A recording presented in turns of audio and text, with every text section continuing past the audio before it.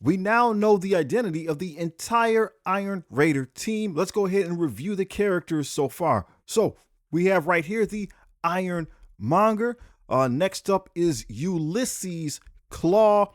And then obviously number 3, we have Whiplash. Those are the new characters coming to the game.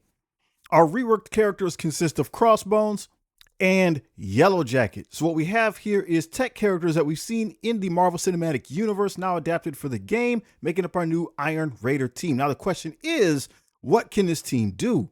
We recognize they have one certain inherent weakness, their speed. This team is incredibly slow. You see here for Iron Monger, his speed is 85. That is abysmal, horrific. Is there anything we can do to increase that to make them more viable? If we look at Whiplash's passive ability, it says on spawn, he's going to get speed up, and with 3 Iron Raider allies, you're going to apply speed up to all of the Iron Raider allies. So that is going to be a lifesaver. As we note there, we need at least 3 other members. So that's going to be a total of 4. We can flex one of them out. That might be something we can do when we're going to use them in other game modes.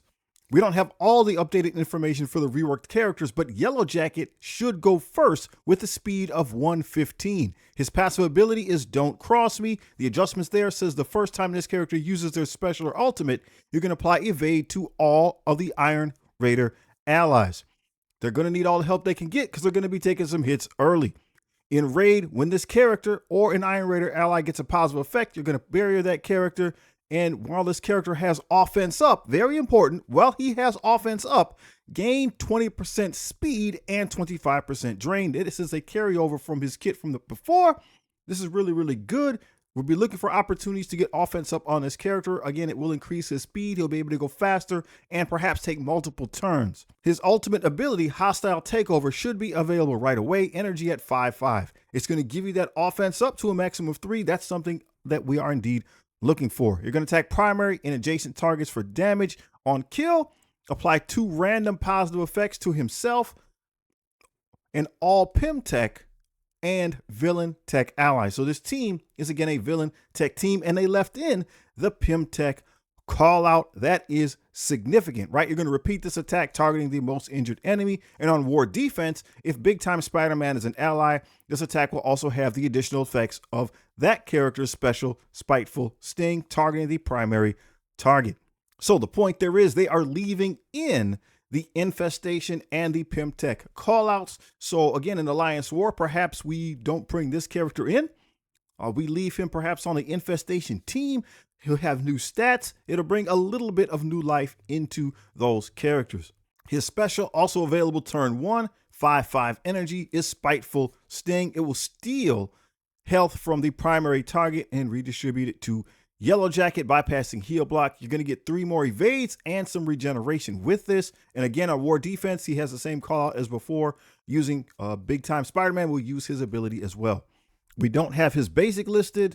Bio Energy Blast is the basic attack. So it's going to simply attack the primary target for damage, then do a bonus attack. It's not going to do as much when he's fighting other infestation allies. So again, with increased stats, that might give a little bolster to that team. Next person to take a turn will be Whiplash. Inherent speed of 113. Again, these are tech villains. I believe they all also have the global trademark.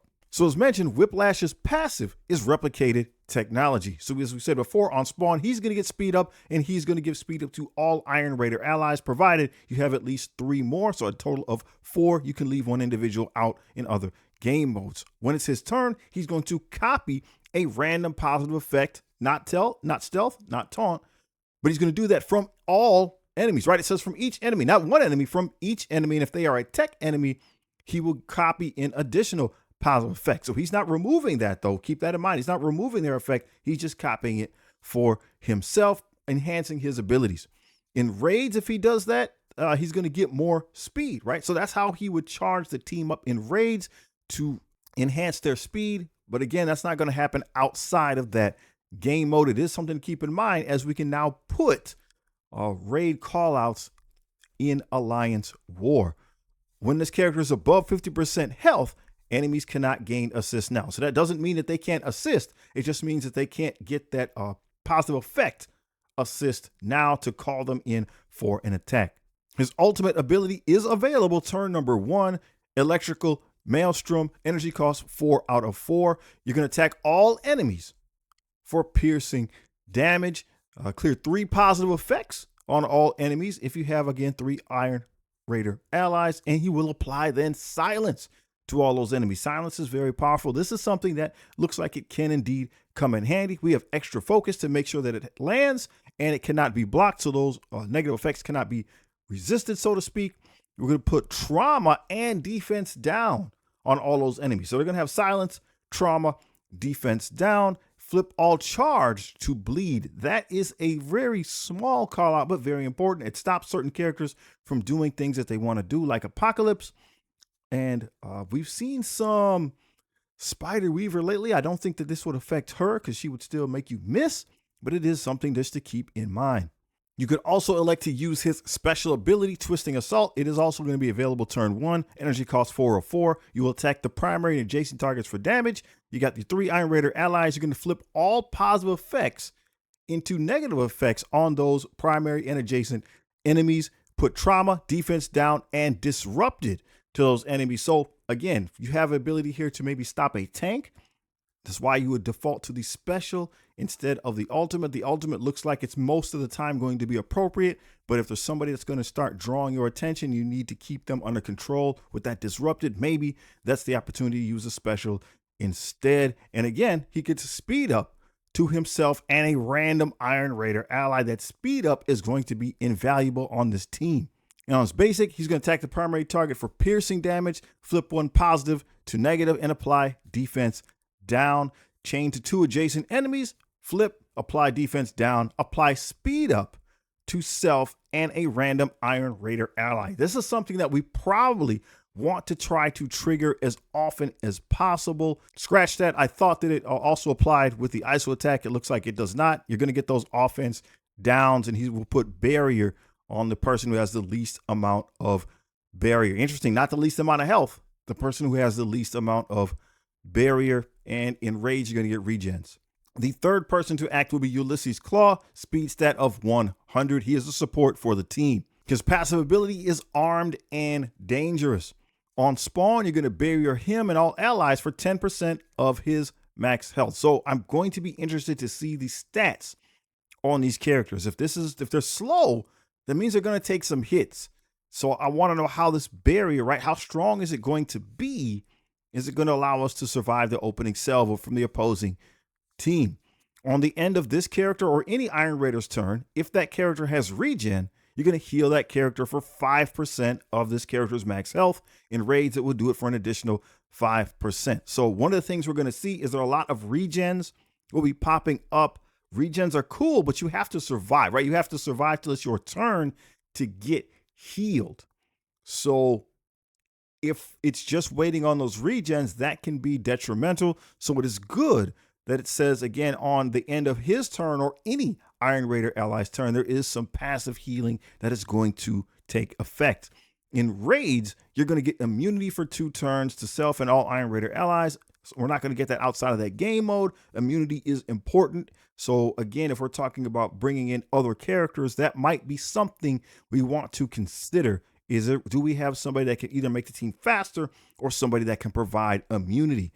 When this character or an Iron Raider ally gains a positive effect, you're going to heal them. Again, that's something that's only going to happen in raids. On his first turn, his special would be available. It's charged up at 4 out of 4. Sonic Grenade. You're going to attack the primary and adjacent targets for damage and apply silence. So that's now 2 members of the team that could apply silence. Bury yourself and all Iron Raider allies for 30% of this character's max health. So again, the anticipation is we're taking some hits here. We can stop with the silence, them putting effects out, and hopefully the barrier can help us to survive. We're going to get our safeguard from this and our defense up for 2 turns, which is great. We do not have immunity, but safeguard, defense up, 2 out of 3 ain't bad. And then he's going to put those regenerations out there to all Iron Raider allies, including himself. Unless you get some other energy, the next time it would be Klaw's turn, you'd have to use his basic. I think the slide here is incorrect. I think this is what we just saw from Whiplash, so we'll have to see what his basic ability actually does. Finally, then on his third turn, you would get to Klaw's ultimate, fully armed. It's an attack all for 400% damage and apply silence. There is no piercing on that, so just something to keep in mind. Barrier him and all allies for 30% of his max health. So it looks like all of his abilities do indeed reestablish the barrier. Perhaps when we get more information on that basic, the barrier will be reestablished with that as well. In raids, we got regens, 2 turns for him and all Iron Raider allies, and this attack is then unavoidable. Next in rotation would be Crossbones with a speed of 99. So again, we're going to need those speed ups. The things that have changed a little bit on his passive, on spawn, he gets 3 counters. So you hit him, he's going to want to hit back. That barrier and stuff was going to be good. We're going to need that for him. In raids, when he or an Iron Raider gains counter, you're going to flip 2 negative effects into positives on that character. So again, that's something that's only going to apply in raids. But when he has the counters, he will get 25% damage and 25% drain. So he will be able to heal himself, which is important if we remember how this character works. In addition, more damage. I'm curious to see what his damage stat will actually be. We do not have the upgraded stats for the characters. On his first turn, we could choose to use his special. It will be available at 3/3 energy. His special is called Wrath. We'll see what adjustments are here. We're going to get taunt from that. He's going to get defense up, very important. 2 death proofs and 3 counters. So again, we see those counters, increased damage and some drain. So you're going to hit him, do some damage. He's going to hit you back and heal for a portion of that lost damage. He's going to also then just heal for 30% of his max health. So we're going to assume that he's already taken some hits. Barrier for 30% of his max health. He's the tank of the team and therefore a ticking time bomb. If you remember how his kit works, the next time his turn comes around will be his basic attack, Piston Punch. You're going to attack that target for damage and bonus attack and apply offense down. So it looks like all of these characters apply offense down on their basics so that we recognize we're going to get hit. They're just trying to reduce that incoming damage. You're also going to apply counter to the most injured Iron Raider ally, and that could be himself. If we make it to his ultimate detonate, you're going to get 2 death proofs, and he's going to attack all enemies for 500% piercing damage. So remember, that was Crossbones' thing. He detonates. He's a living time bomb, so to speak, and that would really damage your character. Now, again, it's 500% piercing damage, and we have additional 20% piercing damage per Iron Raider ally. So that's another 4 allies. So that would be 580% piercing damage at maximum. Now, we also know he would do damage to himself. So that attack on himself when he explodes is also 500% piercing. That's very devastating. However, it looks like it is negated by 100% piercing per Iron Raider ally down to a minimum of 100% piercing. So again, this seems to indicate they want him to be able to last. If he has his full team and he makes it to this point, he's going to unleash a devastating attack. He's going to also injure himself. But if the more of your team members he has, that damage is going to be minimized. Again, in the past, we would do this and we would simply expect to lose after that. But now it looks like the fight can indeed continue. There's healing, there's drain, and he will injure himself less the more of his teammates he still has on the field. In rage, he's going to put counter on himself and to all Iron Raider allies. Very important point. This attack cannot miss. This is part of his kit from before. Again, I'm just wondering if we're starting to see a little bit of callouts to help us deal with perhaps Spider Weaver. We've seen her pop up a couple times in some of the towers, get us familiar with her attacks. Maybe there's a rework for her on the horizon. If we have 3 Iron Raider allies, again, the attack is unavoidable and cannot be blocked. Finally, it will be the Ironmonger's turn. Again, base speed of 85, really slow. So if we've been waiting all this time to use him, what is it that he actually does?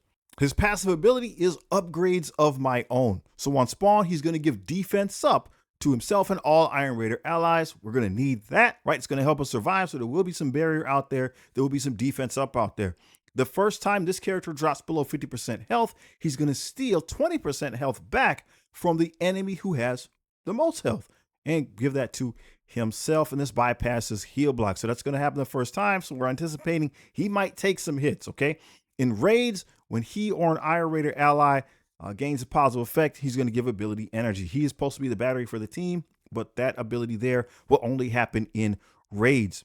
Again, when he's above 50% health, him and all Iron Raider allies cannot gain defense down. That is significant. I'm hoping that is all game modes. I see it's sort of under the raid tab there, but not quite. So if that's in all game modes, that will help him and the rest of the team to survive that opening salvo. And this character cannot gain slow or speed up. So they recognize he's already slow. They're not going to let you slow him down even further. We can't speed him up either. So that is going to be a problem. If that's his base speed of 85, there's nothing we can do to change that. I'm curious to see how this is going to work. When it is his turn, his ultimate ability is Fire for Effect. We can use that at 5 of 5 energy, apply offense up to himself and all Iron Raider allies. Again, I want to know what his actual damage stat is and what this offense up means. It will attack all enemies for 400% piercing. He's going to put slow out there for 2 turns. Defense up to him and all Iron Raider allies, and the attack ignores enemy defense up. So piercing damage that ignores defense up, that could amount to a significant amount of damage. His special ability is Jericho Launch. Outstanding. Excellent callback from the movie. The Jericho missile is what everybody wanted, and he's got it. Energy cost 3 of 3. Attack all enemies for 325% piercing. 320% piercing. Slow for 2 turns. Bleed for 2 turns. He's going to get defense up for him and all allies. And once again, the attack ignores defense up. So it appears that the Iron Monger is just going to help keep the defense alive while he's lobbing out damage. He is the blaster for the team. His basic ability is Close Quarters. Attack primary and adjacent targets for damage. Bonus attack for 100% piercing, but slow for 2 turns. Again, defense up to the 2 most injured allies or himself. And the attack ignores, even his basic attack ignores defense up. We have his ISO and counter attack there. Attack primary adjacent target for 189% piercing. That appears to be a call out to Iron Man issue 189. Iron Man here is fighting an enemy called the Termite, but it appears that the Ironmonger, Obadiah Stane, he's starting to get the armor together in this issue. And then in issue number 200, there is that showdown that the movie is based on, Iron Man versus Obadiah Stane, the Ironmonger. So again, attack primary and adjacent targets for piercing damage on his basic. Not bad on a counter attack. Bonus attack for another 100% piercing. Apply slow. Again, this is not bad for a counter attack. How do we get him to do that? We're going to have to see. Apply defense up to the 2 most injured allies or himself. Maybe it's worth, I don't know. We'll have to play with the ISO. He's going to be going last. He's going to be going really slow. We're going to have to think about what would be the best one for him. And even again on the basic, it ignores the defense up. So ladies and gentlemen, that is indeed the Iron Raiders team. What are your thoughts on the characters that were chosen? What do you think about the reworks?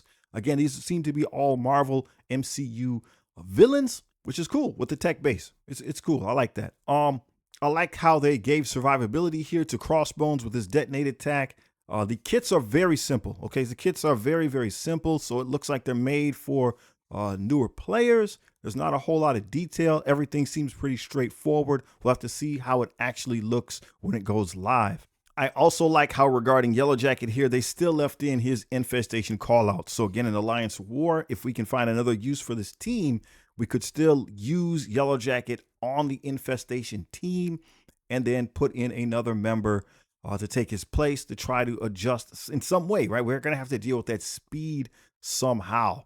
So this team was very, very different into what we thought was coming, right? There's no Wasp. There's no Jocasta. So does that mean that there's another team coming?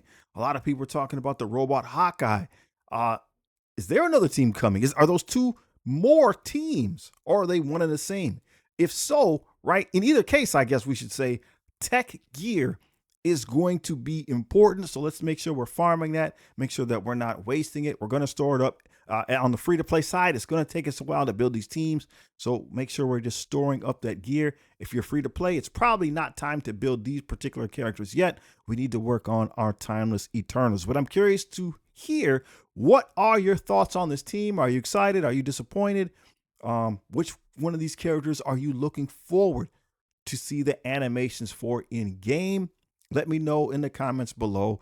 And hey, if you don't know what team you should be working on right now, please check this video out right here. If you're a free-to-play player, this is the team right here that you need to finish working on as soon as reasonably possible.